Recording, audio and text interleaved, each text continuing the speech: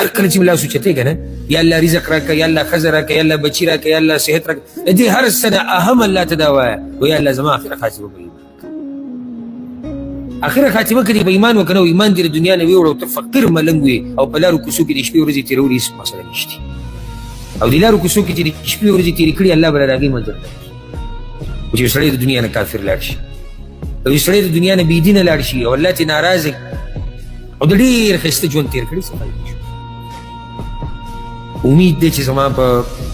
کوم څه چې مې تاسو ته ویلو غوښتو په هغې به تاسو پوه شوي انشاءالله الله رب العزت دې زموږ د ټولو اخرې خاتمې په ایمان کړي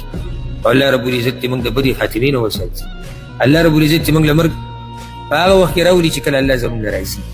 او الله دې موږ له مرګ په هغه وخت کې راولي چې کله موږ په توحید او د رسول صلی الله علیه وسلم په طریقه مضبوط یو او الله دې موږ له مرګ په هغه الله دې موږ له د مرګ په وخت کې د زنکدن په اخرنۍ سلګو کې د الله موږ له د کلمې د ویلو توفیق راکړي